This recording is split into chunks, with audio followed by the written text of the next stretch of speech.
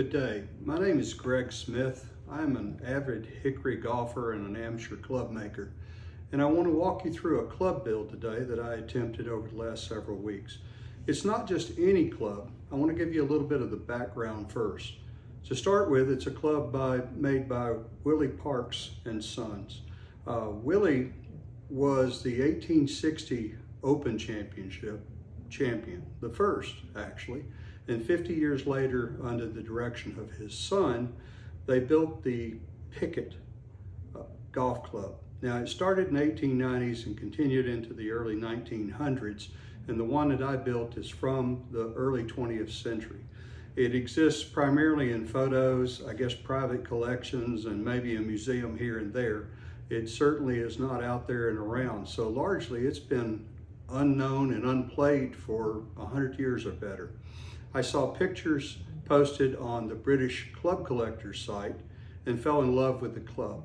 In my humble opinion, it demonstrates some of the technologies that make it the great-great-great-great-grandfather of today's hybrids and rescue clubs. They solve the same problem of how to make a club easier to hit from a dicey lie with the materials and technologies they had available to them at the time.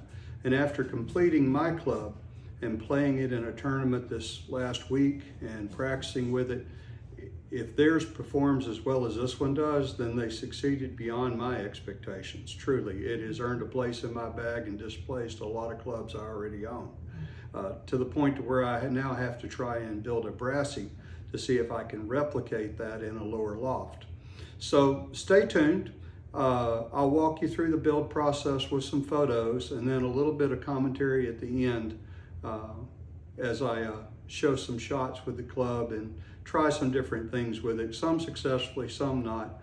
The club has better capabilities than I do in a lot of respects. But I hope you enjoy the video. It's truly a unique club and one that's been largely lost to history.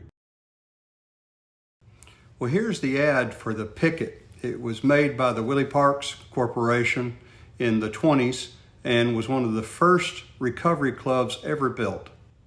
As the ad says, makes a weak player strong and a strong player stronger. I absolutely fell in love with this front profile with that gentle sweep towards the heel. And that curved sole plate, that's going to be the challenge going forward. Here's the top profile, pretty club. And here's the magic, the rails and curved bottom. Here's the blank I started with and reshaping it to get rid of that long toe and shorten the toe up to match the original club.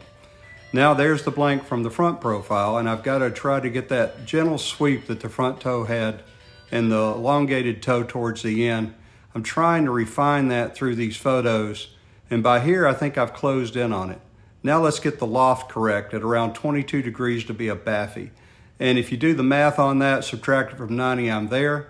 Installed an insert, cut the bottom for the sole plate, and there's me refining that cut to get that sweep in the front. Although I cut that bottom totally by hand, this plate for the sole I've roughed out with an end mill. Now I'm starting to bend it to try to get it to match the curve. Here you can see it's on there, but incredibly thick. That'll give me room to work that brass in. And here you can see I'm starting to fit it to the curve of the bottom. It's getting close. It's on there now and fits. The rails are just thick, so I'm going to have to thin those out as I go. And here's the back profile coming in. I'm trying to locate where I can add a lead port on the back to get the weight up. Here's what I've come up with. Even the weight underneath the sole plate was not enough. I've calculated how much lead that'll hold. It should get me to around C9. And dipping the shaft, and now I've dipped an undersling out of latex. I've moved to that process. Here's the stain on it finishing up, the brass bottom plate finishing up, and now a embroidered grip to keep that pigskin from stretching and curling on me. Finishing it off at the top with some whipping, finishing the bottom of the shaft off with more whipping, a dual whip setup, and here she is finished. Beautiful club, gorgeous, and as you'll see here in a moment in the other photos, I managed to thin the rails on that sole plate out by hand using a file and a Dremel tool to get them to where they were more closely match what the original was. So here are some final notes on the Lifted Baffy. Really like the way the club came together, the weight of the club, the swing weight of the club. the loft, the low center of gravity. I played it last week when I went up to Michigan to play with the guys at Forest Acres and was really impressed. It honestly became kind of my go-to while I was up there. The rough up there was killer. You needed to be in the fairway. But even from the fairway, I found I could hit 2 shots with it. I could play it normally, hit a big high soft shot that would land on a green and actually stay there. Or I could hit a low driver by putting the club back and kind of hitting a punch shot with it. It was really, really good and consistent at around 180 to 190 yards for me. Well, you do that one and then you pull the first one for the camera, right? But just normal swings and the club really performs well. There it is. There's the big high. And I mean big and high. And it'll land soft. And then, let's see if I can drive one down.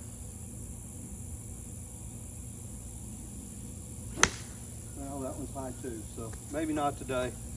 But very fond of the club, very easy to get the ball up in the air, even from the rough.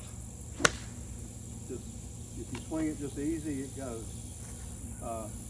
One of the most effortless clubs I have to hit in my bag, and that was the reason it became my go-to up there. So I hope you like it. She's pretty, and I don't think I'd ever had my hands on one because I think most of them are either in museums or in somebody's private collection. I am working already on one downstairs. I want to make a brassy version of this at about 15, 16 degrees. I think it would be a great longer club, and this one's long enough that if the next one filled the gap at around 210 to 220, that would make one devil of a set of fairway woods. Hope you've enjoyed the video and the build sequence I walked you through. Maybe not everybody's thing, but for those of you that are interested in what goes into actually building a club from scratch, now you know.